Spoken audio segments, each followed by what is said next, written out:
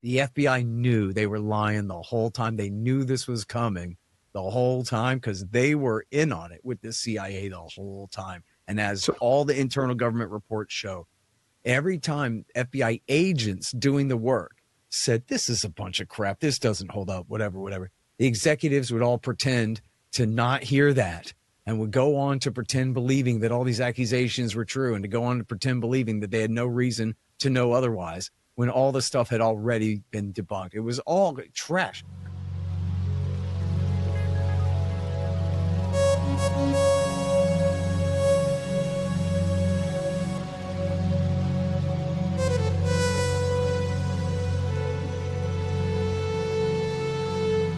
Welcome to Manifold. My guest today is Scott Horton. He's the director of the Libertarian Institute.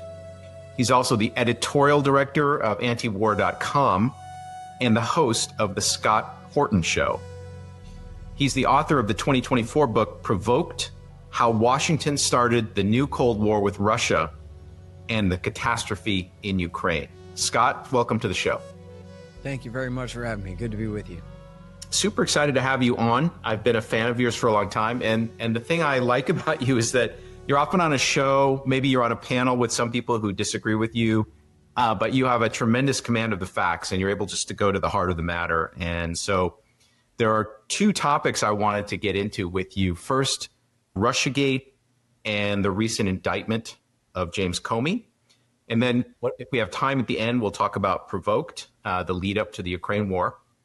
But before we get into any of those things, I'm curious about you as a person. So could you just tell me a little bit about your childhood, how you grew up, and how you ended up where you are today?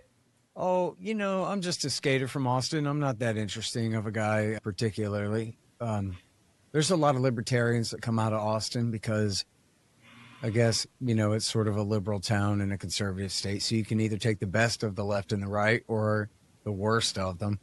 And so a lot of libertarians are,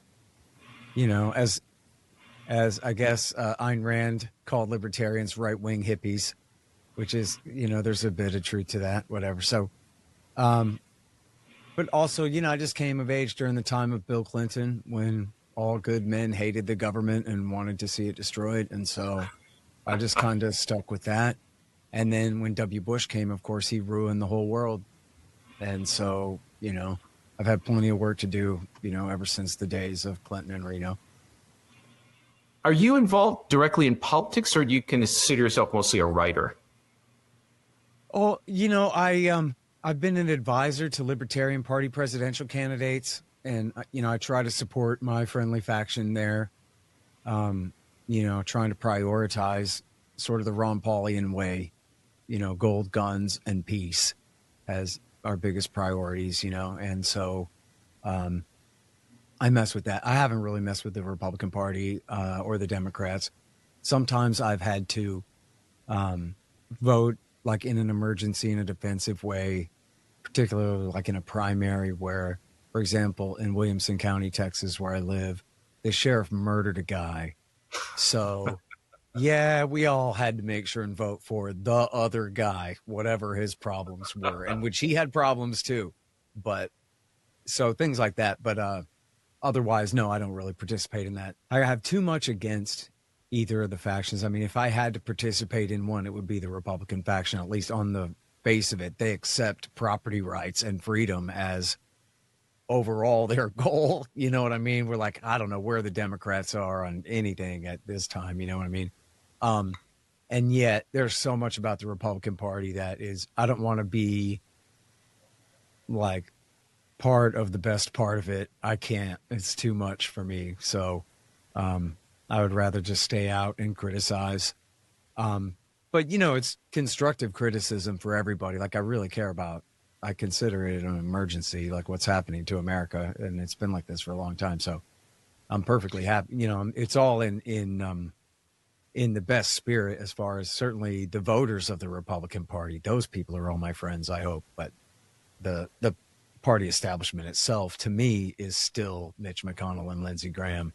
And for, whatever, Trent Lott from back when, whatever, same group. Jeb Bush personified. you know? Before we get into the two main topics, I wanted to ask you about this. So the two main topics we're going to discuss, in my mind, are really dramatic things that happened, but which most of the general public doesn't really know the ground truth about. And I think for me, like, you've spent your whole career pointing out these kinds of things. Do you feel that the public is more disconnected from reality now than, say, 20, 30 years ago? Has it gotten worse, or has it always been this way in America? Yeah, no, it's different now, but I would think, you know, for good and for ill, virtually everyone in America is politicized now. Where it used to be much more common for people to just think that's somebody else's curiosity or hobby or interest, but that isn't my thing. Me and my friends, we do this instead. Everybody's plugged in, so everybody can be on Twitter or Facebook or Instagram or whatever it is and get into it. For a lot of issues, you don't need to know that much about it to know that that ain't right. And so, you know what I mean? Once you get your toes wet in it or whatever, then, you know, people get very political very quickly. And so that's good and for ill, because it means that people can't be old friends anymore. You know what I mean? And things like that. A lot of families break up over stupid arguments, and God knows that collateral damage from it. At the same time, though, it used to be just the New York Times, Peter Jennings, Dan Rather, and Tom Brokaw would tell us what the deal is. And that was it. And so, yeah, everybody was basically on the same page, but it was all a bunch of crap. Oh, yeah, the Branch Davidians set their own children on fire with gasoline and whatever they want to tell you, dude. You just believe anything they say because you don't have access to anybody telling you different. So it's funny, man. There was a middle ground there where, like, I was doing pirate radio and then getting into podcasting. And there was even a time where it was like the bloggers. It was like, this is pretty free market, man. You have people who are just homegrown geniuses who are writing great stuff. Antiwar.com, of course, we're, you know, compiling all the anti-war news, but we had a lot of really great in-house writers who still do, but especially, you know, at that time or whatever. But then once Facebook and Twitter came out, now every single person has equivalent to their own radio show, their own antiwar.com, their own blog. It used to be the blog writers and the blog readers. Now everybody is a blog writer. And every blog entry is that long, and that's just how it goes. So overall, it's beneficial. Overall, I mean, this is what we want. Is Thomas Jefferson said, for all the flaws in the people's idea of whatever it is, they're still the most responsible repository of the power. Because what are you going to do? Let just some of them have the power? Like, those people are people too, right? Yep. So if man is not fit to govern himself, how can he be fit to govern someone else? So you don't like what I tweet? Well, screw you. Tweet back. I don't care. You know what I mean? Like, that's all we can do.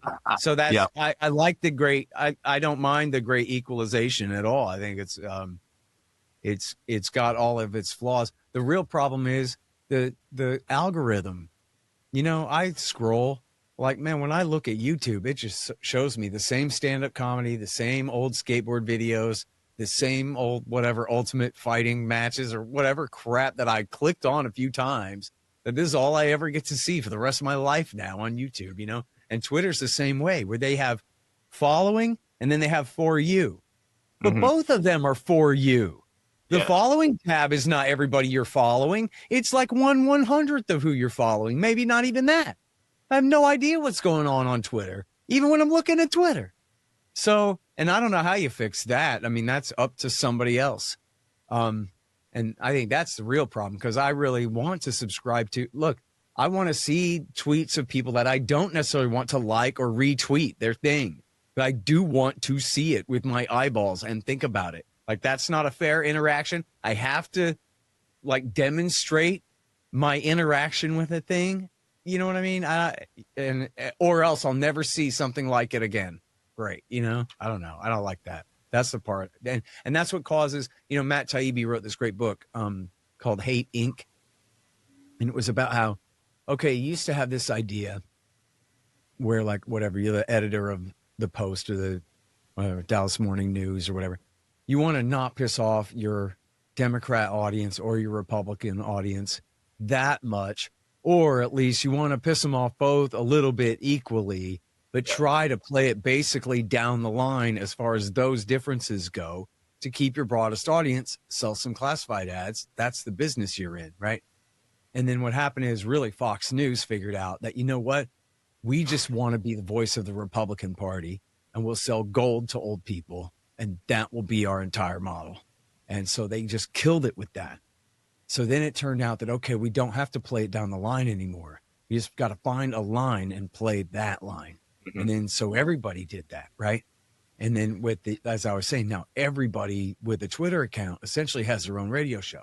No matter who you are, the barrier to entry is nothing. And so you can get on there and add your own bit, and especially people gain a lot of prominence, especially if they're willing to oversimplify things. They're willing to demonize their enemies, portray themselves as the only ones who can really explain the real truth and help you, protect you from the terrible thing that's coming and whatever. And people like that end up with huge followings and audiences. And it's the us-them kind of dynamic that ends up driving that loyalty, which means the greater the emergency, the more people get to it, and it makes that good business. So now instead of rather Jennings and Brokaw telling everybody what we all believe, we got 10,000 Dan Rathers out there with their own little niche audience that only listens to them and hardly anybody else. So you got people who, and this has really been going on for a long time. I remember when I was driving my cab, a guy in my cab, and would have been in 2004 or 5.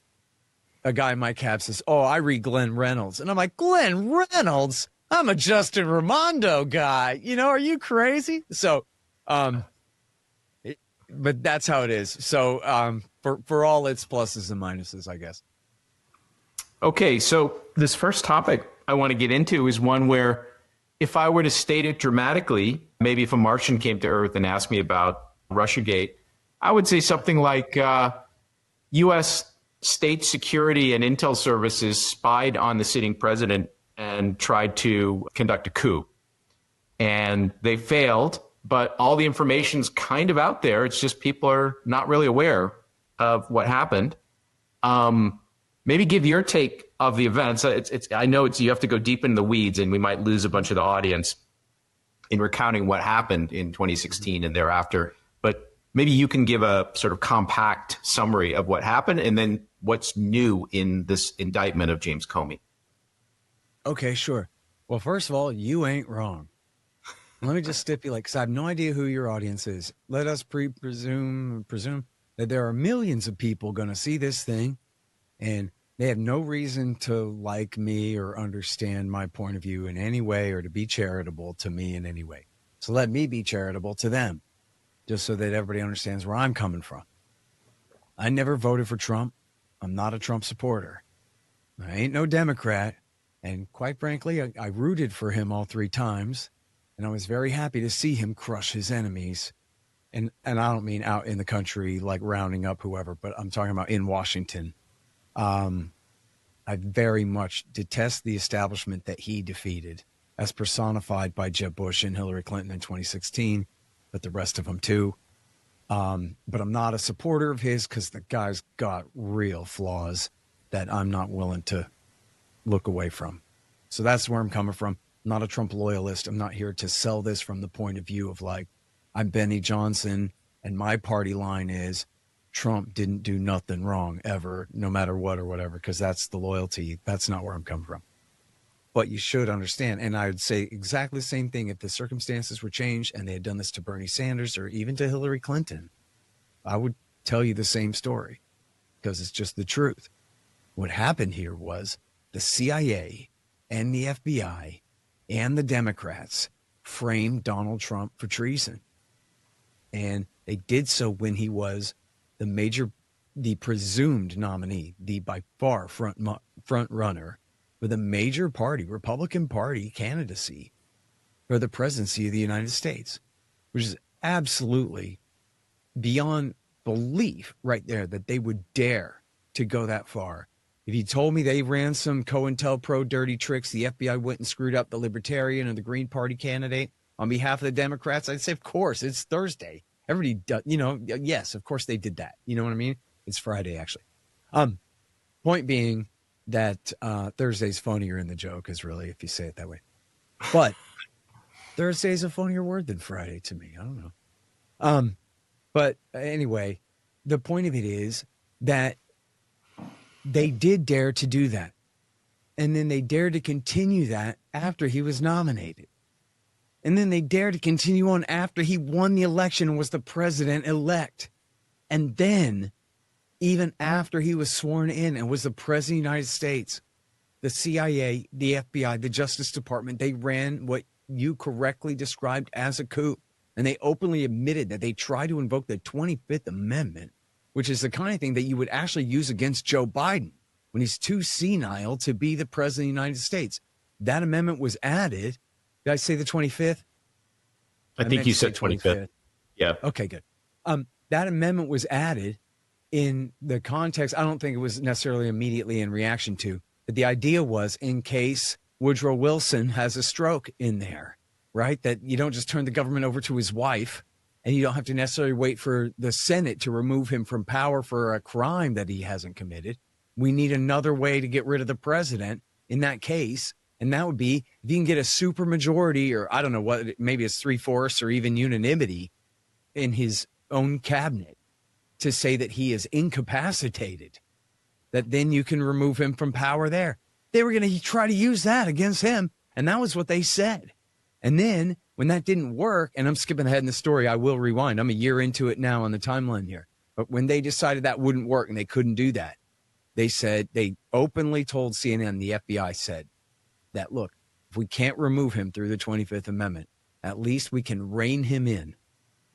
And particularly they meant on his Russia policy. So bottom line, the whole thing, all of it, no matter how much your mama or your sister, your dad or cousin or little brother, next door neighbor wanted to believe this thing, or maybe even you, it wasn't true. Just none of it, man. It was the same thing like they did to Saddam Hussein. They just make up 1,000 lies and they go, oh, you're defending this guy?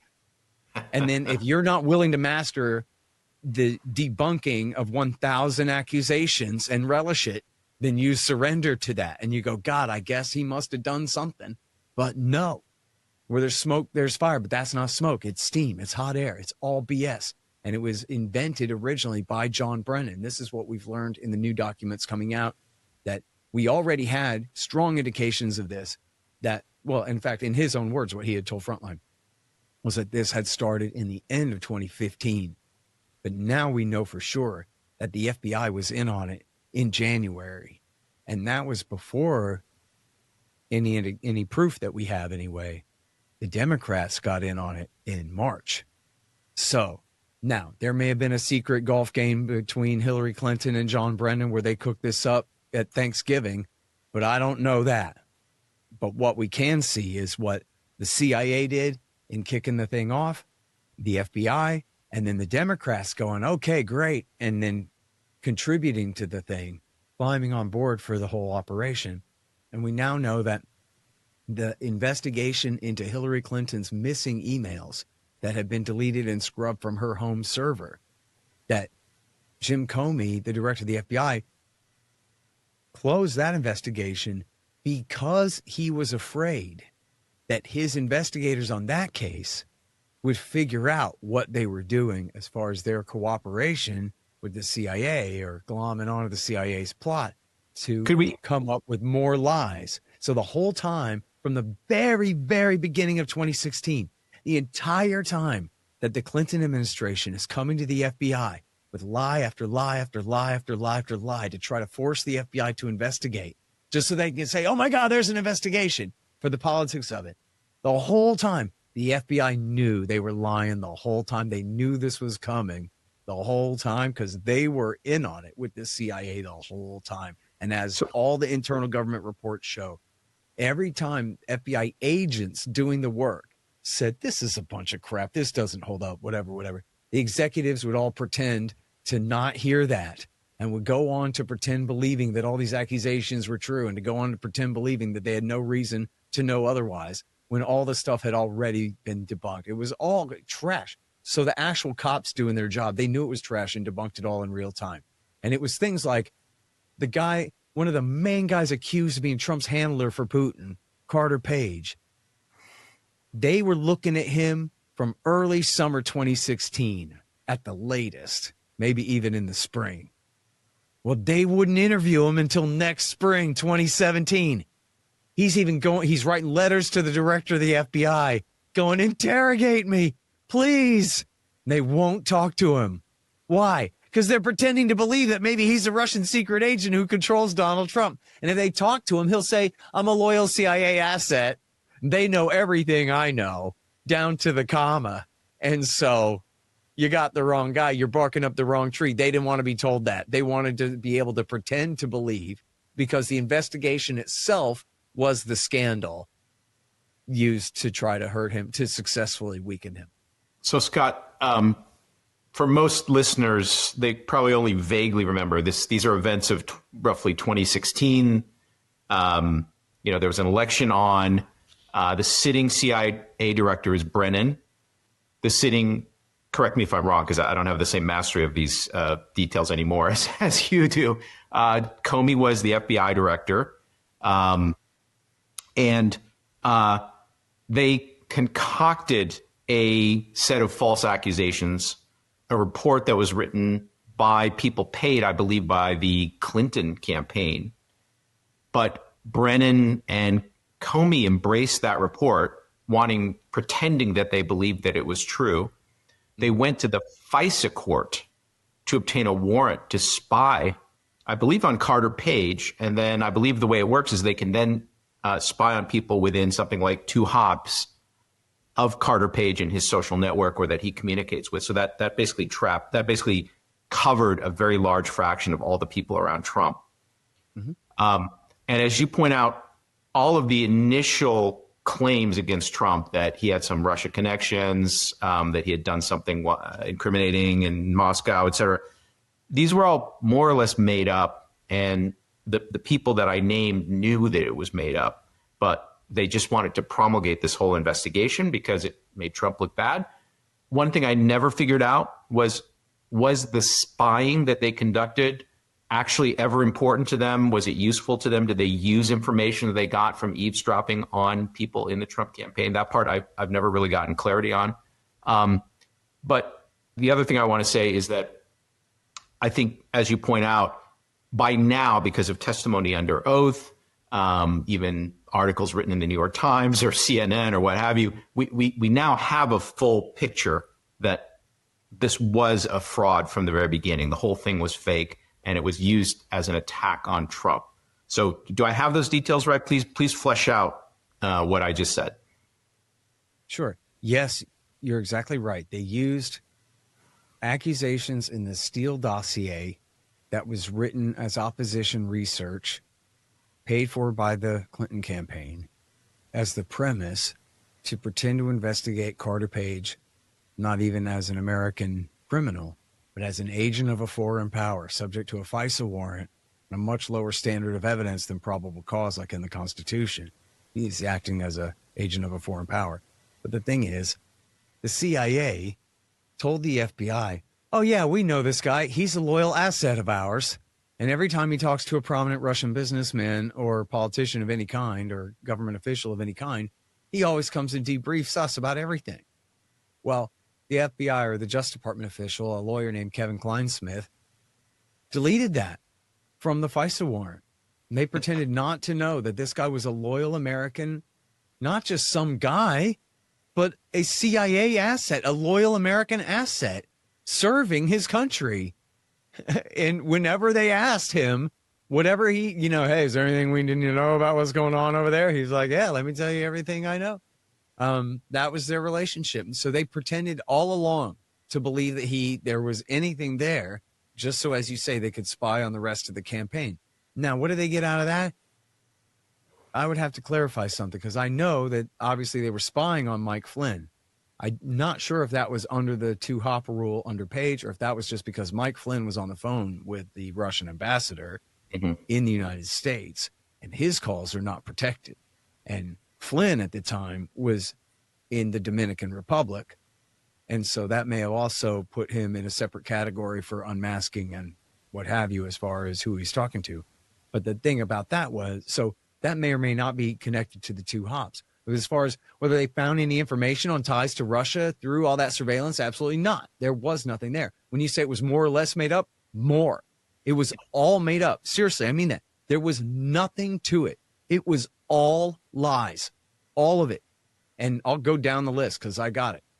So on this point, though, I'm not certain that the Carter Page surveillance is what led to the surveillance of Flynn. That was the only surveillance that led to anything. And they had to absolutely lie and come up with a fake transcript. Okay, or actually, we don't know this. Either Justice came up with a fake transcript to show to Vice President Pence, or they got Pence to lie with them about what the transcript said, because they pretended that the transcript said that Flynn was making a deal about lifting sanctions with Russia, which he had every right to be discussing these things with them anyway. This whole thing is completely stupid, pretending he was in violation of the Logan Act when he's a designated national security advisor of the incoming president-elect of the United States of America. Give me a break. You saw Trump doing all kinds of diplomacy in November, December, January, leading up to his inauguration to his second term. Did Joe Biden call in the Logan Act on him then when he started talking to the Russians and the Israelis then? No, that's completely stupid. Are you kidding? It was just a pretext. But anyway, they lied and they pretended that Flynn was making some corrupt deal when he actually did no such thing. And it was only years later they finally released the real transcript, which showed that he was 100% innocent of obeying any orders from Russia to lift any sanctions, to take control of American sanction policy and lift it as a favor to his masters. What they really showed was actually he was operating on behalf of the Israel lobby and asking the Russians, would they please veto a UN resolution regarding colonization of the West Bank, which they declined to do, and told them, sorry, Charlie. As far as the sanctions, all he said was, hey, we should not do like tit for tat and keep adding more and more sanctions. And in fact, Obama had just put sanctions on them and kicked a bunch of Russian diplomats out of the country. And so Flynn said, hey, we shouldn't do tit for tat since we're coming in and we're like in a spirit of wanting to get along here. So there's no promises there, nothing specific there. And the Russians, what they did was they did not kick out the American officials in reprisal and instead invited them to a Christmas party. So, but there's no treason. There's no deal. There's no backhanded nothing. There's nothing secret. There's nothing there. They just lied to frame Mike Flynn. Now, I'm not the biggest Mike Flynn fan because I am very critical of his role in the war in Iraq War II as well as in Afghanistan. And I think he's kind of a wingnut who wrote a book with Michael Ledeen blaming Iran for everything in the world. And I don't really know what the hell the guy's going to say at any given time. He has said some very true things, including about bombing from the air with the lack of intelligence about what's going on in the ground in Afghanistan. Although, of course, recommending an escalation on the ground as a solution to that problem instead of just calling off the dang war, and which that didn't work either, by the way. And, you know, he blamed Benghazi on Iran and God knows what. So, however, what he never was guilty of treason with Russia, for God's sake, any more than you. I mean, it's just preposterous what they and the claims that they made against this guy. And then, so look, I'll try to just go fast down like the bullet point list here of some of the things that they say. They said that this guy Papadopoulos, who was this low-level staffer, had received a secret from a Russian spy who told him that they had Hillary's emails. Well, that never happened. The guy that leaked it to him wasn't a Russian spy. He was an English spy. And what he leaked to him was nothing. And then he didn't even repeat anything. There's no reason to believe he said anything important beyond, hey, I don't know, something. And to this Australian, they had nothing on the guy. They ended up prosecuting him for like getting a date wrong or something. Loose end here. So that person you're talking about was a professor, if I'm not mistaken, and kind of went into hiding. And has he ever resurfaced? Do you know what I'm talking about? Yes, Mistwood. Yes, he's a Maltese professor who was clearly working for MI6 and was sent to entrap this kid.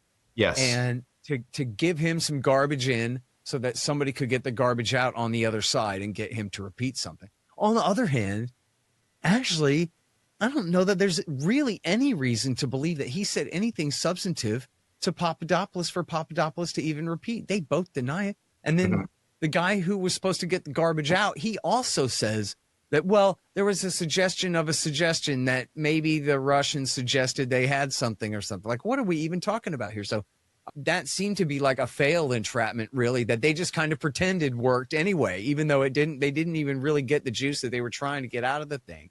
But they were clearly just trying to set the kid up. There was no Russians involved in the thing. The whole thing was a hoax. It was part of what was already in motion, this ongoing hoax. So the Clinton campaign hired a law firm called Perkins Coie or something like that. And that group, they were the ones who hired, first of all, Glenn Simpson and his group Fusion GPS, who hired Christopher Steele, the British spy who wrote up the Steele dossier. And the Steele dossier was the thing that said that the Russians have been cultivating Trump for 5 years.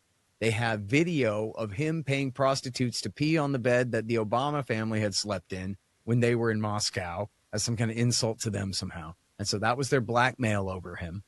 And the whole goal was to use him to destroy the NATO Western Alliance and whatever. And then, people would say for a couple of years, well, parts of the dossier have been confirmed. But come on, man. What happened was the FBI, of course, and anyone could have done this if they were trying. The FBI made a spreadsheet and said, okay, here's all the claims. Here's everything in here that we can verify. And everything in here that's true is just stuff that was in the newspaper before it was written here so that anyone could have known it. And none of that is scandalous. And all the stuff that is scandalous cannot be verified. None of it can be shown to be true. So you see, all that happened here was this guy took things like guy takes trip to Russia. And then he goes, yeah. And then I heard that while he was there, he had all these secret meetings with these guys. That's what he did to Page. Page is like, dude, I've heard of this guy before, but I sure don't know him. And this guy, I don't even know who the hell that is. And I don't know what you're talking about. And that's because some liar made it up. That's why, right? All of it was lies. That same law firm also hired what was called the Georgia Tech team that went through, and they were the ones behind the Alpha Bank hoax that said that Trump had a secret server getting his secret commands from the Alpha Bank in Moscow. Again, completely made up crap. They also the same group had perpetrated the hoax of the Russian Yada phones and Russian web traffic, DNS, web traffic near Donald Trump's tower in New York and all this. Again, totally fake, manufactured, ridiculously and completely and ruthlessly debunked by the FBI and the CIA upon receipt, both, just absolutely trashed stuff. And they also helped with the fake attribution, which was also made by a group that was hired by the same law firm called CrowdStrike, where they claimed that it was the Russians who had hacked the DNC and provided all these emails. The DNC, the DCCC, which is the Democratic Congressional Campaign Committee, and then later the Podesta email files, and he was Hillary Clinton's campaign chairman. Now, to this day, there is not one shred of evidence nor even indication or reason to believe the Russians were behind this whatsoever. And I don't know who, but I do know that Julian Assange is the most credible authority on this, and he swears that the Russians had nothing to do with this. He knows exactly who gave it to him. And I interviewed a friend of his named Craig Murray, who's the former British ambassador to Uzbekistan, and who's a decent guy and a good writer. And I talked to him, and he says, I know who. He didn't say he received the leak, but he said he met with the people who provided the leak in both cases, the DNC stuff and the Podesta stuff. And he implied heavily it was an inside job in both cases. He said, I'm paraphrasing him. He basically said it was the NSA, someone at NSA who leaked the Podesta emails as revenge for her breaking all the security protocols that they all have to obey or go to prison.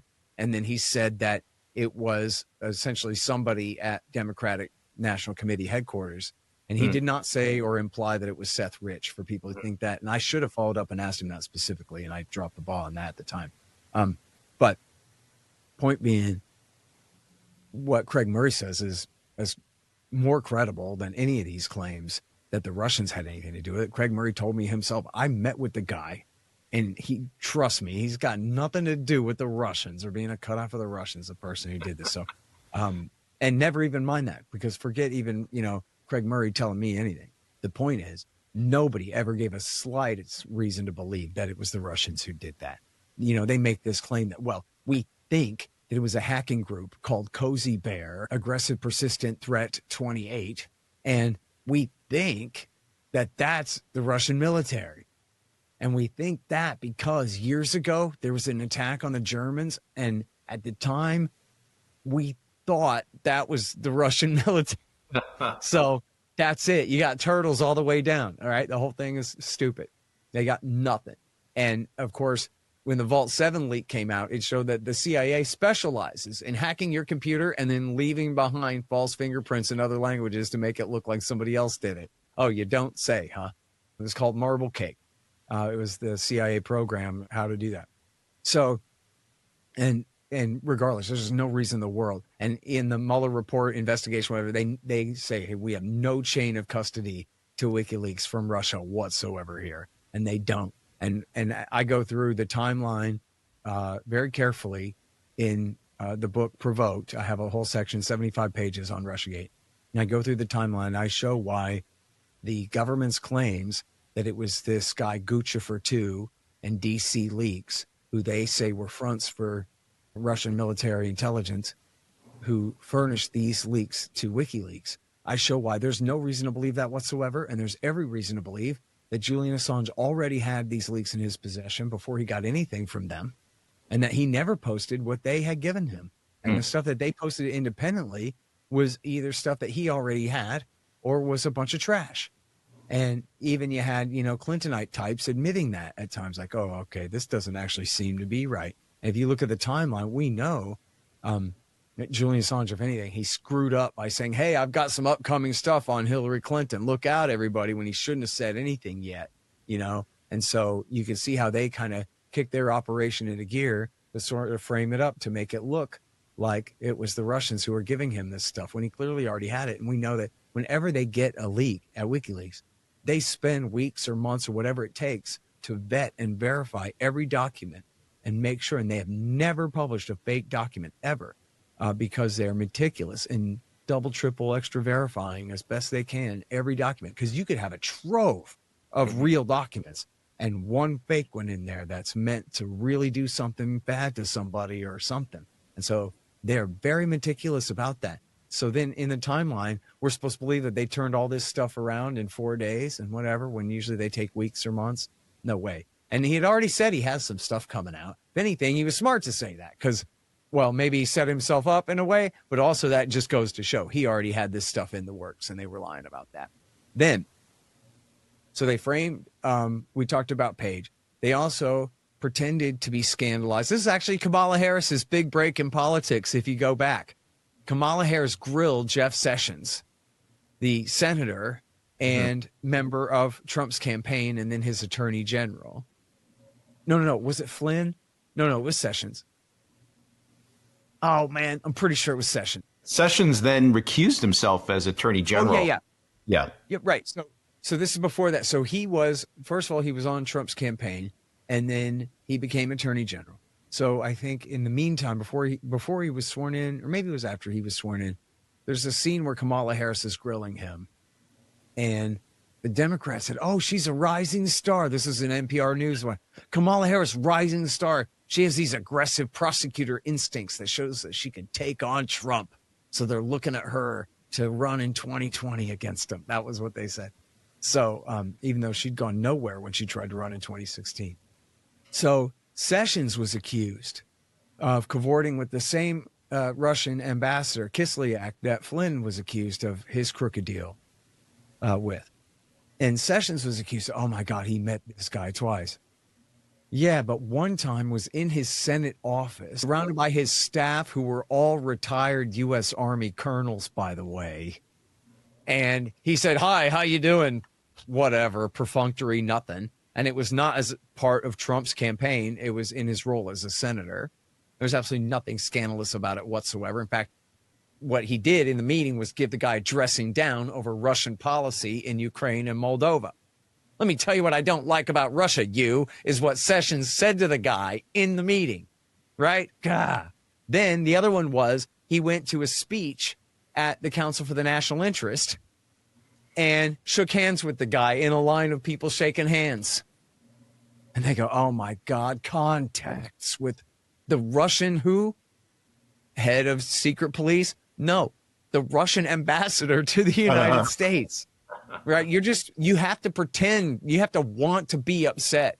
You got to be like a NPR listening liberal stuck in your sport utility vehicle in traffic in the afternoon going, oh my God, he fired Jim Comey. Oh my God, it looks like, you just hear how breathless and upset Mara Eliason is. And you go, oh my God, something is really going on here. I'm like, yeah, no, there's nothing going on here. And then, so I'm trying to think of any major people that they accuse. I covered the hack and the leak. And then, so there were also like kind of a million subplots here where they pretended to believe that the Russians had hacked Vermont's electricity grid and they were going to freeze everybody to dark in the wintertime. That was a big one for Rachel Maddow. They pretended to believe.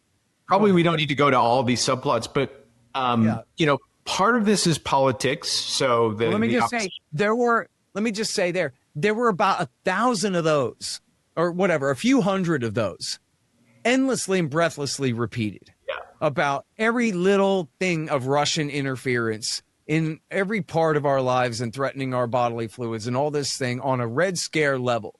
And you're right, this was a long time ago and people maybe don't remember, but it really was like that, where people were really terrified over this stuff, So I'm sorry, go ahead.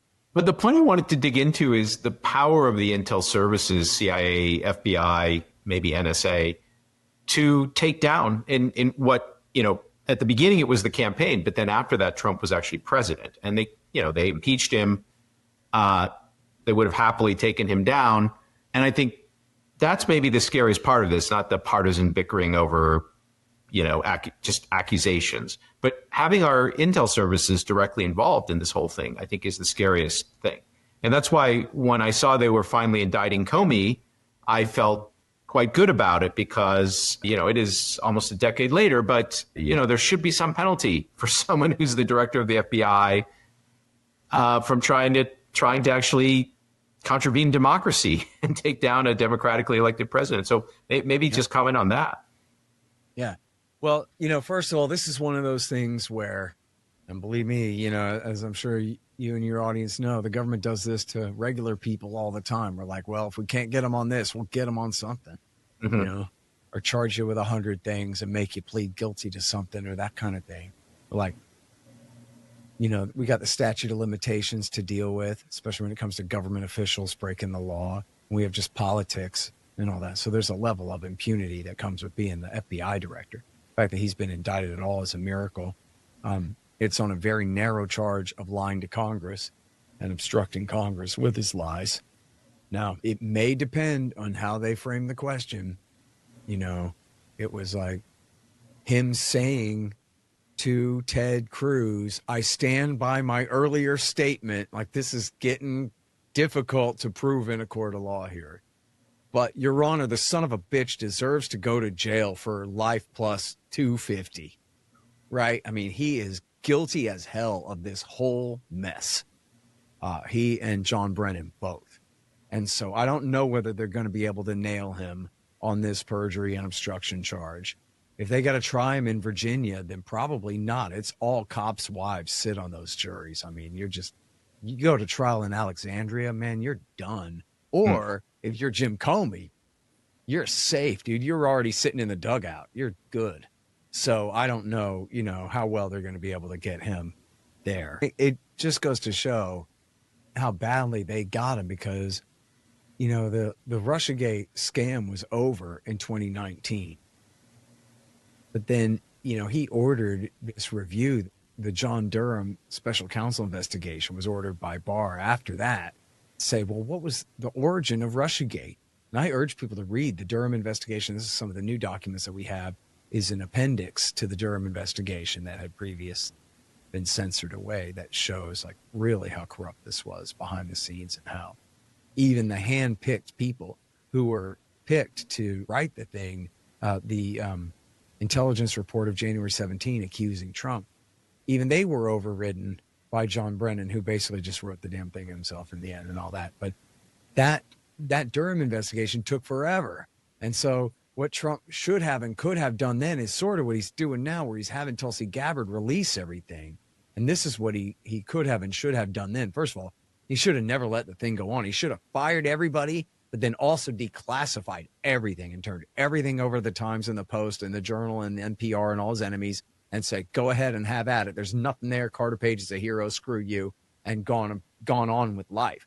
You know what I mean? A Saturday Night Massacre, but with total declassification. Yeah. Right? Yeah. Because he was 100% innocent, so it would have been fine. And then even after the thing was over, instead of hiring Durham to do the special counsel investigation, which you know is going to take years and the FBI is going to drag out, he's not going to even be able to interview Comey and all of these things. What he should have done then was declassified everything and ordered and had one good loyal guy go to CIA, NSA, and Justice and FBI and make sure, root out everything. They're finding things in burn bags now, in locked away hidden offices at DOJ headquarters now. All that should have been found in 2019. Trump he hired Christopher Wray, this scumbag from inside the swamp, to be FBI director. He should have made, like, whatever, Don Jr. FBI director and said, go and settle this, son. Right. Like, he should have absolutely cleaned house at that point. And then see, you could have waited on the special counsel investigation because that would have come from the journalism. Because even the Post and the Times and National Public Radio would have said, holy shit, pardon me, but wow, looks like John Brennan and Jim Comey and Hillary Clinton framed this whole thing up, because that's exactly what happened. And that's what the documents show. And then with the truth first, then the investigation could have come later. And so instead they were able to get away with this, and they were able to get away with railroading him right out of power. You know? Can I get you to tell us the things that have emerged post-Durham report? So I remember the Durham report came out. It was a little bit disappointing for some people like myself. I guess there were things that were redacted or still classified that are now known. So maybe you can tell us, what are the highlights of what is now known that wasn't known in 2019? Yeah. Well, first of all, the Durham report itself, you're right, is very flawed and it was very limited in its scope. However, I think for you and for your audience, I really urge people to read it, because to me, it's still just absolutely breathtaking. And I got some kind of disorder where I just don't get desensitized to this stuff. Like, so none of it is surprising to me, but it is shocking. It is, like, I'm sorry, man. I got a sensibility that says the people that run the FBI, they have to obey the law, or else what in the hell is going on around here, right? Like, we have the Gestapo, or this is the United States of America. And these people are just so outside the law. It's unbelievable. And so even just the Durham report itself, I think, is just mind blowing, right? If you didn't watch Waco burn, go read the Durham report. That'll get you good and upset. And then, so now the new documents that have come out, I actually have a whole group of tabs on my desktop here that I have been postponing doing the deepest of dives on this because I'm so busy on other projects right now. But I know for one is they released the House investigation of the origins of Russiagate. And there's a real long report there. And what that really shows is how Barack Obama ordered them to show how Russia intervened in the election for Trump. Begging the question. That's the correct use of the term begging the question, everyone. Assuming your conclusion in the question. Show us how they did it, not if they did. Right? And so then John Brennan went and picked his own people. He didn't go to Russia House at CIA to write it. He didn't go to the DIA, whose responsibility the Russian GRU, military intelligence, is. No, he didn't go to them. He didn't go to the State Department, Bureau of Intelligence and Research, who know exactly what the hell Russian political and foreign policy goals are in great detail. Nope, didn't want to talk to them. And instead they went to just 5 hand-picked members. We had been told of FBI, CIA, and NSA. Nope, all CIA. And then we found out, and people really got to read racket.news. That's Matt Taibbi and the boys over there, especially Matt Taibbi, doing the best work on this. We find out, in the end, on every single bogus little indication that they were grasping at, that Russia had intervened in the election for Trump, every one of his own guys, one of the 5 objected to at least one of the 5 objected to each of the 5 indications all the way through. And on each and every one of them was overruled by Brennan himself. So as Taibbi put it to me, essentially Brennan alone wrote the ICA of 2017 saying that all these accusations, all this bogus intel says that Putin intervened in the election because he had a clear favoritism for Trump and was trying to make sure that Trump won and Hillary lost because of his goals on. Total lie. It was Brennan himself. This is a year after he invented the plot. He's the one who completely isolates every intelligence analyst in North America out of the chain and determines alone. And in the name of, and as you, I'm sure, remember at the time, they claimed over and over and over again, Hillary Clinton herself and all the rest of them over and over and over claimed all 17 American intelligence agencies agreed. So that's a reference to what's called the National Intelligence Council. And that's where absolutely DIA is there. And the State Department's Bureau of Intelligence and Research is there. And also with the FBI and the CIA and whoever. So this is exactly what did not happen in this case. And they knew that. I mean, by the way, I mean, when they released the ICA, they said that this was a small elite group. This was not a national intelligence estimate, an NIE. They called it an ICA, an intelligence community assessment, which is, guess what? Made up crap. That's not a thing. That's just John Brennan lying to you. That's all that is. And then they just pretended it was an NIE anyway and went on. And, you know, look, if you knew better, then, yeah, give me a break, guys, like me and all my friends on Twitter. But at the same time, like, I recognize, though, that was really powerful. They didn't read the ICA. They heard about it. And what they heard was that all 17 American intelligence agencies agreed that essentially there was a coup last year. And Moscow, the Kremlin, overthrew the government of the United States of America and installed their loyal henchmen in power. And he's got control of our nukes and everything. And he's going to round up and kill all the trans women and whatever, right? The paranoid fantasy that they put out about, like, and why would the Russians do this? Because it's the only way to install a white supremacist Nazi fascist in power in America. Otherwise, we would never vote for a Nazi white supremacist fascist like Donald Trump. So they're just, in other words, the Democrats, the left half of the population of the United States at that time was so far up their own ass, as far as all of their fears and all of their, projections of what they thought was happening, that they were just lost. It was like your classic, like, numb nuts conspiracy theory, right? It was and there are good conspiracy theories, but any even conspiracy theorists can admit some conspiracy theories are completely stupid, right? You can see where someone makes themselves believe something, but it just ain't true. And this is really a classic case where even though it's coming from the government themselves, it's not about them. It actually was, because it's about the current candidate and the current president, even though it's coming from the CIA and the FBI. But it's a classic conspiracy theory in the sense that, check it out, man. We have 100 points. The Alpha Bank and the DNC link and Jeff Sessions and Mike Flynn and Carter Page and George Papadopoulos and all of these things. We have no proof for any of them. But if you believe them all at the same time, then check it out. It all fits. No. Part of the Steele dossier has been confirmed. Have you heard?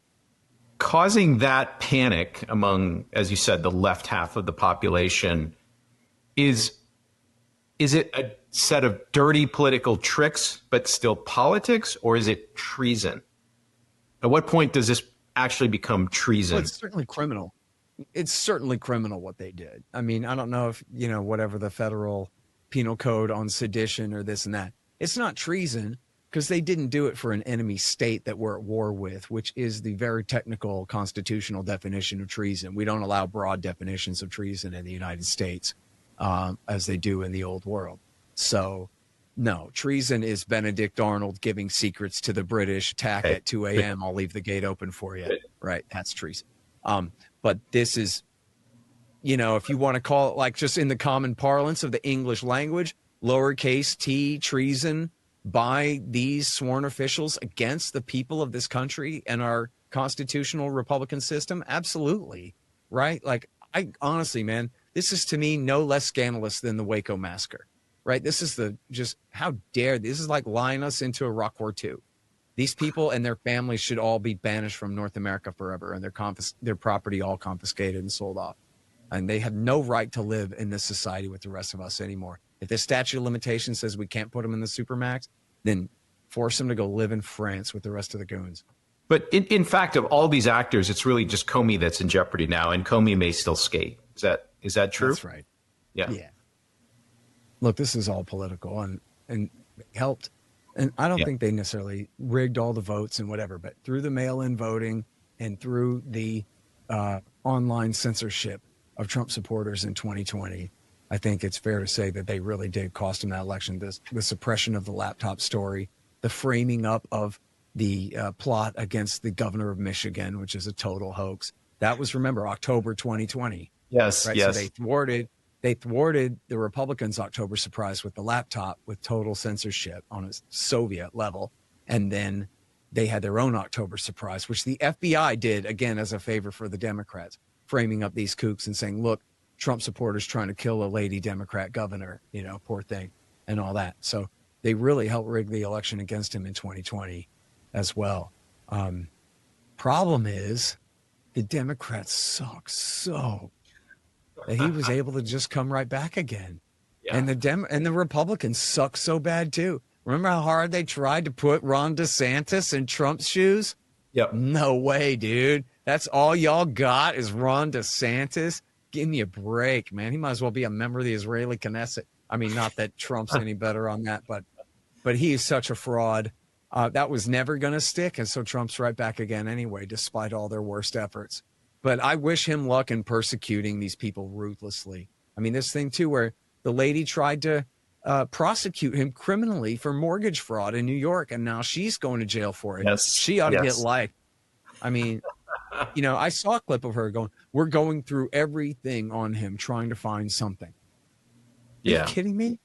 Again, I'm not a Trump guy, but this lawfare makes it absolute. It destroys, never mind makes a mockery of or whatever. It destroys any semblance of having a rule of law. What you're saying is there is no law, and you'll just use the power of the state against your enemies as you will. And then, it's really bad when the other side does it, but it's just fine when I do. And it's really the Democrats who are normalizing that more than anyone. They really did it to Nixon too. And the kind of thing that they're trying to do even still to Trump, or what they try to do in the meantime in the Biden years while he was out, to try to prosecute him on as many things as they could. As close as I got to voting for Trump was in October of right about this time a year ago. October would have been maybe another week from now. In the middle of October of 24, I saw a headline that said Jack Smith files new charges, updated indictment against Donald Trump. Yes. And I'm sorry, but I hate cheaters because I don't know, I was raised by a father or something. I don't know what to say. You don't cheat.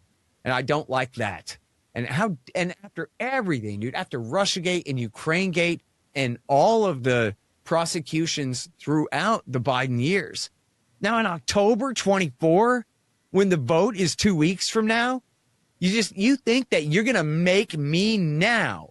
You're going to make me think, wow, Trump must really be a criminal for the heroes of justice to be after him this way. No way.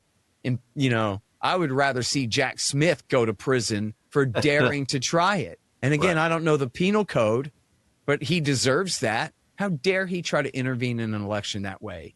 He should be in the supermax with Ramzi Youssef, the other terrorist. Well, I'm glad we took the time to go into the details here. We might have lost a few people who, weren't following it with the same interest that I was following it back then. In the time we have remaining, can we talk a little about the lead up to the Ukraine conflict? And the title of your book is Provoked. It's a reference to the fact that seemingly every Western establishment person, when referring to the Ukraine conflict, has to say that it was an unprovoked invasion by the Russians. I think I heard this first from Noam Chomsky some time ago. He said, if they say repeatedly or they always say it's unprovoked, you can bet your ass it was provoked. And so maybe just make the case for non-experts for why it was provoked, or just refresh people's memory of what happened in Ukraine from, say, 2014 to 2022, because I think most Americans paid zero attention to it and don't have a good sense of it. Well, so the book goes from the end of the last Cold War, when H.W. Bush was in power, a little bit of Ronald Reagan in there, through Bill Clinton, W. Bush, and the rest all the way through. So the long and the short of it is, well, hell, I don't know how old your audience is and what they know. After World War II, the Soviet Union dominated all of Eastern Europe, half of Germany, and everything east of there. Now, the republics were the Baltics, Belarus, Ukraine, and then the stands, Azerbaijan and Armenia down in the Caucasus. But in the rest of Eastern Europe, in Poland, in Hungary, Romania, Bulgaria, these nations were what were called the Warsaw Pact states, which meant that they were not part of the Soviet Union. They were occupied by it and dominated by it and had commie sock puppet regimes that were run out of the Kremlin. That was the Soviet Empire in Eastern Europe. And at the end of the 1980s, it finally all fell apart, beginning in the end of 1989 when the wall came down in West Berlin. And people say we won the Cold War, and we did in the sense that America could afford to keep the thing going and the commies couldn't. And the thing ended up basically unraveling. And it was really the government of Russia, led by Boris Yeltsin, that finally finished overthrowing the Soviet Union and destroying it and letting the last of the republics go in the end of 1991. So now the question is, how are we going to handle American and global power in the new era? We got a decade until the year 2000, and the whole new century kicks off and everything. So what is, as they called it then, the new world order going to look like? And so let's lowercase new world order in this sense here. How's it going to be? And the answer was, America's not coming home. We're staying. And we're going to be the dominant power in Europe, in Asia, in the Middle East, and everywhere. And because, after all, Soviets and then Russians, you don't really want Germany to have an independent foreign policy and their own nuclear weapons, do you? And so Britain and Russia and France agree. Actually, we prefer America stay the dominant military power in Germany. Thank you very much. Why not? And in fact, it's better than whatever alternative they could imagine. So that was a big part of it. But then, and the Soviets agreed to that, and the Russians were acquiescent to that. They, allowed German reunification and everything. And the Americans did promise. People have claimed to debunk this. Well, I rebunk it in my book beyond any reproach whatsoever, that they absolutely did promise repeatedly not to expand NATO east of Germany into Poland, the Baltics, Hungary, Czechoslovakia, or any of the other Eastern European nations, Central or Eastern European nations. And then the idea was, and this was the question at the time, are we erasing the dividing lines in Europe, or are we just moving them? And the answer was, we're just moving them. We're telling the Soviets and then the Russians that we're erasing them and that they are going to join our security arrangement. We're going to replace NATO with a new deal that includes them, either under the OSCE or under what Bill Clinton called the Partnership for Peace. We'll all be in this together. Ukraine and Russia and Belarus and everybody will all be part of one organization. So everybody's neutrality is baked in and it's fine. When in fact, that was not the plan. They were lying. The plan always was to expand NATO, to keep NATO the focus of American military dominance on the continent. As the founding commander of NATO said, Lord Ismay was the British Lord, said the purpose of NATO is to keep the Americans in, the Germans down, and the Soviets out. And now the Russians out. So that's the same game. That Cold War really never ended. They just kept moving the line further and further east. That is the overall narrative here, and or the overall way that this played out. That's important to the story of what caused the war there, because the Russians this whole time were warning that you're putting us in a very dangerous position here, and we really wish you wouldn't. And the Americans who were doing it were also saying, boy, we shouldn't do this because you know what's going to happen if we do. And then they all kept doing it anyway, led by the neoconservatives, of course, but with the rest of the foreign policy establishment eventually getting on board the thing and pushing the project forward. And this included tearing up the anti-ballistic missile treaty and installing missile interceptors in Romania and Poland, but that are launched from dual-use launchers that can host Tomahawk cruise missiles that can be fitted with hydrogen bombs. And so that would have been against the treaty, but we had no inspection regime, which all you needed was a Russian captain sitting on a bar stool, making sure nobody's putting Tomahawks in there, and it's fine. But nope, they wouldn't even give them that dignity of that, you know.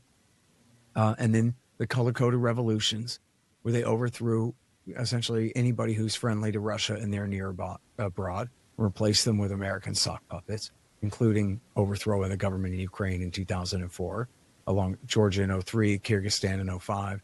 They tried in Belarus 3 different times in 01, 05, and in 20. And so this is essentially relentless aggression from the point of view of the Russians against their interests and military threat to them. And in friendlier times, Putin had said that, listen, I like George W. Bush. We have a good relationship. We're friends, and I trust him, and he trusts me, and we're cool. But national security policy can't just be based on friendship.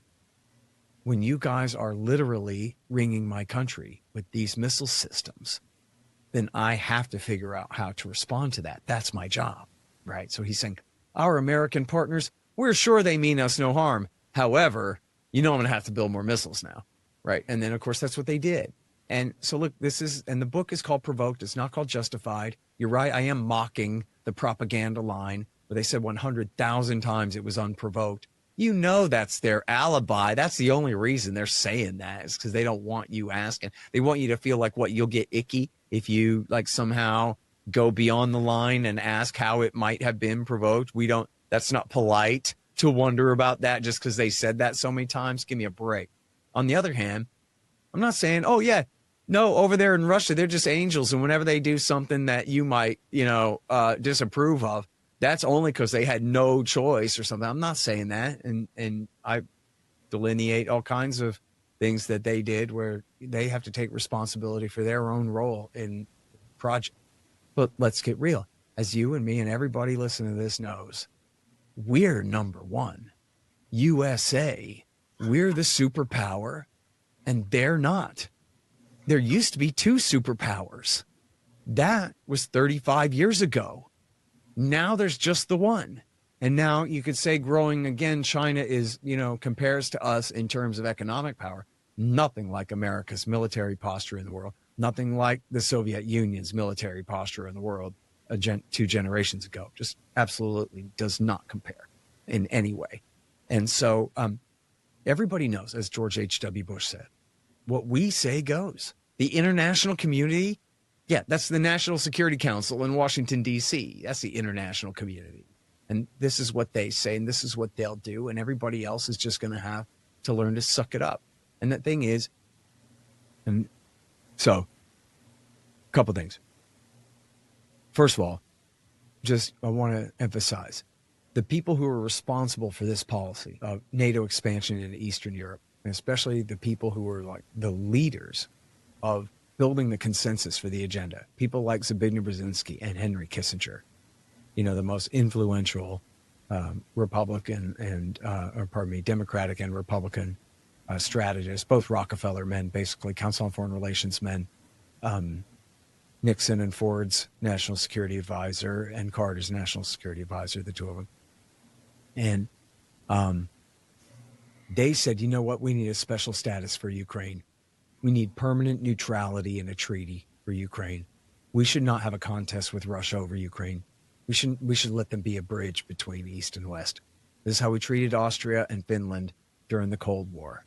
They weren't part of the Warsaw Pact or NATO. They did have Soviet troops in Austria at first, but they ended up withdrawing by at least, I think, the mid-50s. They finally got out of there. And Austria was allowed basically independence, just as long as they don't sign up with the Americans, which they refrained from doing. And that was the understanding. And so even Kissinger, who, read the grand chessboard. He is a severe anti-Russia hawk and is saying, we're taking Ukraine away from them. And if they don't like it, they're just going to have to live in a world dealing with their Asian neighbors and lose their status as a European power. And where screw them if they don't like it, is his point back in 97. By 2017, he's saying, nah, check that. You know what? We need to, well, hell, not even then, by late Bush years, before Obama really screws everything up. He's saying, maybe even in early Obama years, same for Henry Kissinger. We need a permanent status like Austria or Finland or Ukraine. And many others said that. There's a guy named Michael O'Hanlon, or was it Ken Pollock?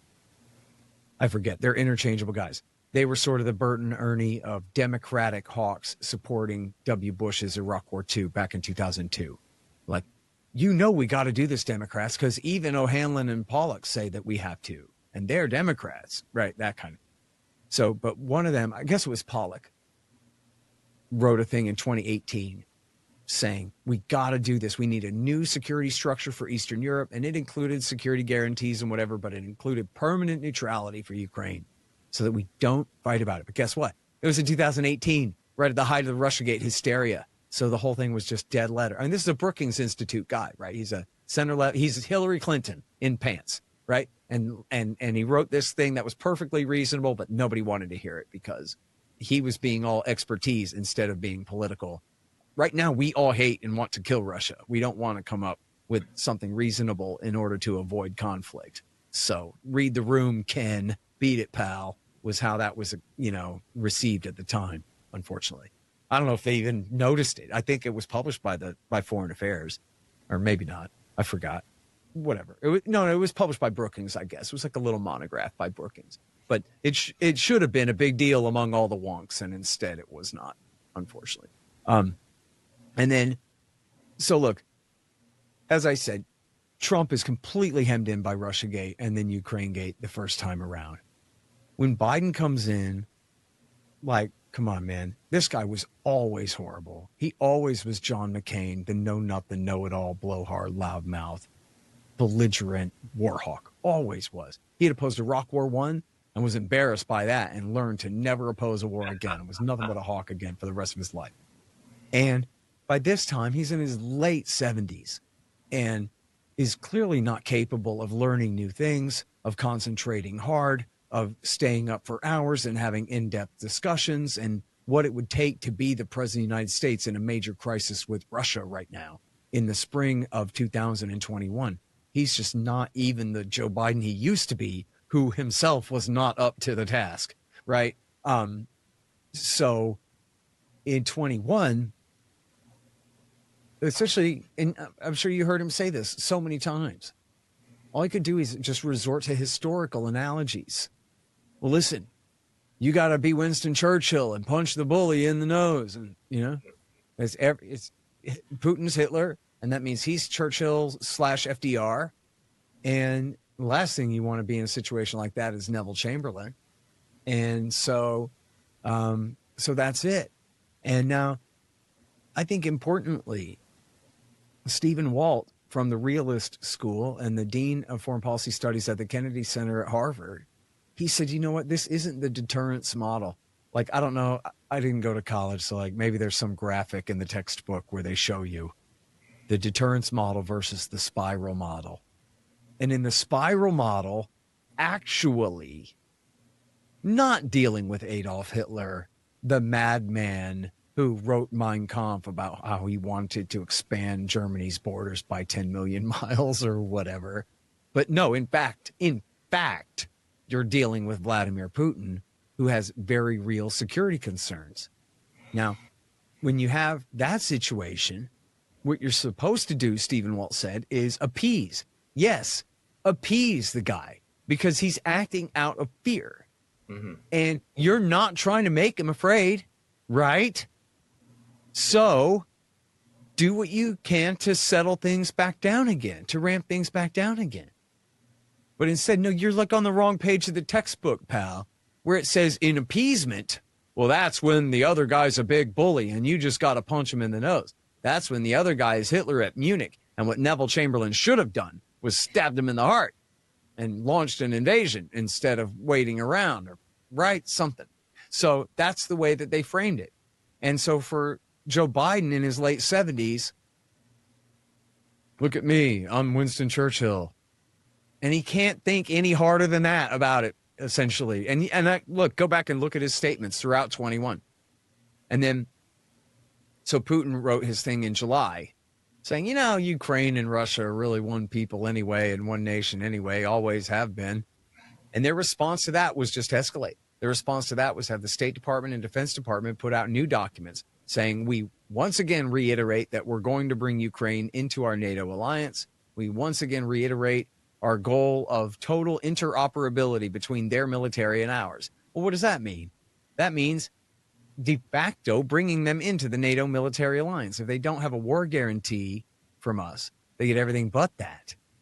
And interoperability means what? It means we completely restructure your military so that it follows our systems of command and control, our ranks, our communications systems, and more as possible, standard NATO rounds, right? From the 5.56 to our artillery to everything else. Make them a truly Western army instead of a legacy Soviet army. So in other words, if NATO and the Russian Federation went to war, Ukraine would be just another auxiliary military along with Hungary and Poland and Germany and Lithuania and the Czech Republic and whoever in the overall NATO war against the Russian Federation at that time. So in other words, giving them everything but an Article 5 declaration of protection, but in every other way, literally making them a member of the NATO alliance. At that time, by the end of 2021, Putin introduced a treaty that was very reasonable. And I'm not saying America should just sign on the dotted line, but I talked to real experts like Chas Freeman and others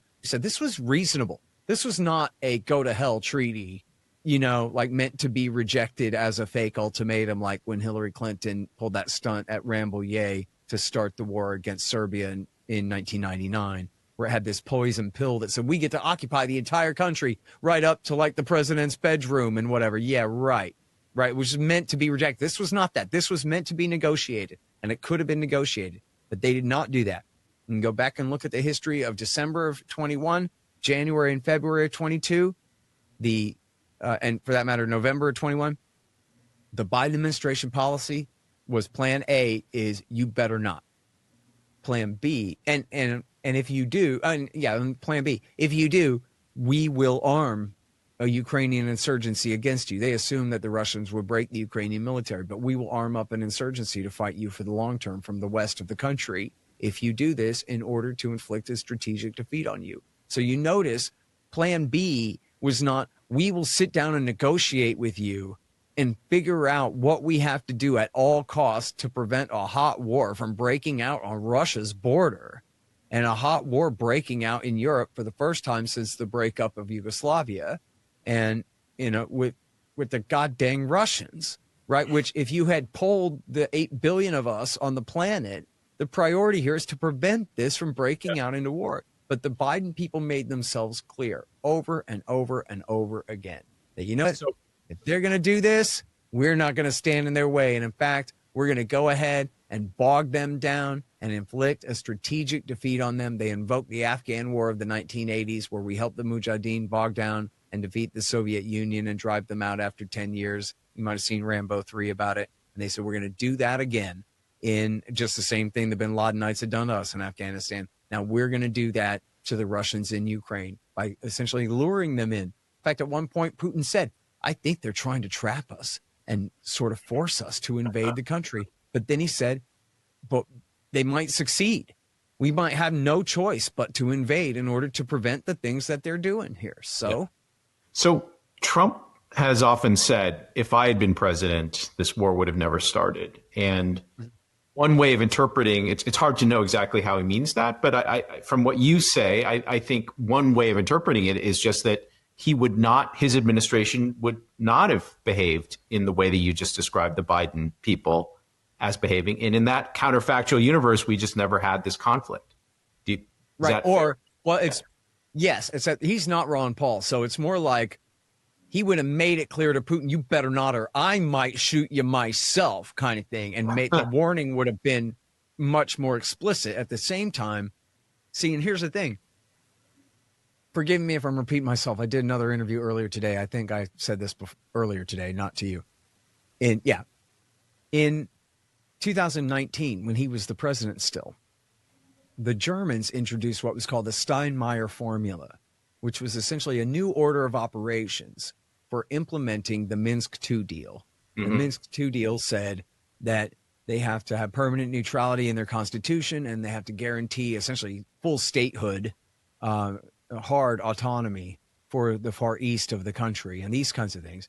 And Kiev and Washington were reinterpreting it to mean that the rebels have to completely surrender and give Kiev total control over all the territory first, and then they'll do any other thing on the list, which was meant to be a deal killer there, right? So the German Foreign Minister Steinmeier said, well, how about this for a compromise, and reordered the steps, hoping that they could sit down and figure it out.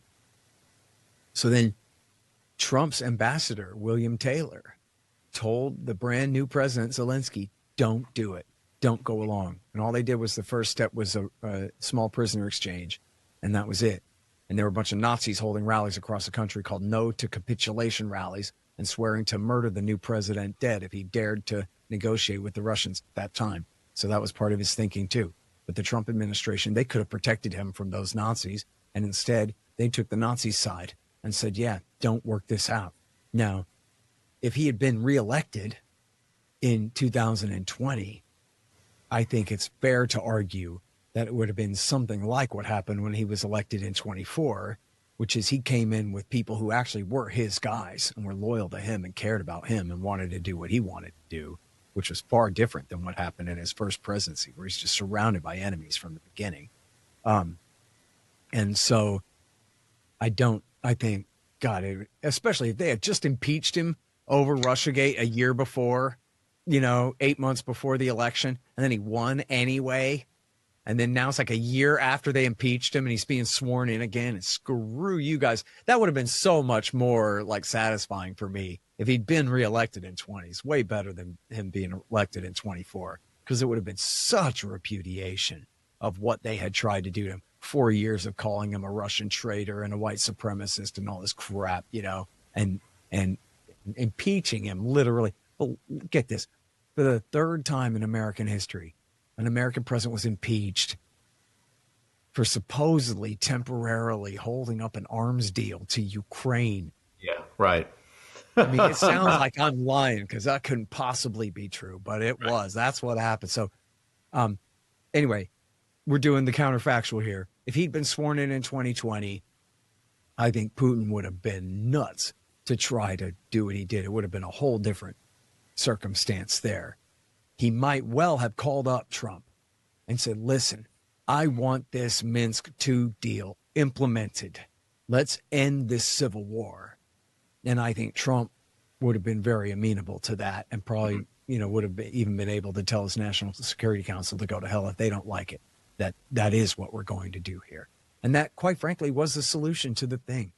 The two absolute, major controversies here, huge controversies, were potential and essentially impending NATO membership for Ukraine, and along with that, as a subset of that, the installation of American military facilities, including anti-ballistic missile batteries that, again, are dual-use launchers that can host offensive missiles, and the ongoing civil war in the East that had been going on. I'm sorry, I skipped this in my blabbing here, but that had been going on since Obama had overthrown the government for the second time in 10 years, back in February of 2014. And so that civil war broken out soon after. They always say all this started when Russia seized Crimea, but what happened right before Russia seized Crimea? Washington seized Kiev. That's what. And it was a reaction to that. So that war had been ongoing, and, something like 9,000 people had been killed total in the war. 14. It was like 9 the first year, and then another 5 after that. It was like 14,000 people have been killed since 2014. And so could all of this have been resolved in the year 2021? Absolutely, it could have. Yeah, so, it was almost almost you might resolved say- after the war, after the invasion even. So That's right. That's right. And people might say, oh, man, that was just a pretext for war. Okay, well, you know what? Why don't you sign the guy's perfectly reasonable treaty and see if he goes to war anyway, and then we'll deal with the problem then. But there's just no question that the Biden people were not willing to negotiate in good faith on this thing. They had no intention. great.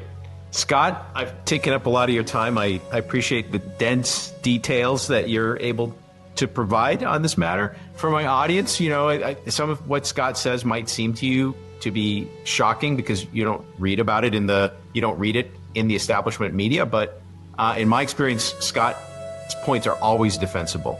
So you might disagree a little bit with him, but he's not miscalibrated. What he says he believes to be true is very defensible. So Scott, I want to thank you very much for being on the podcast. Thank you very much. I appreciate you having me.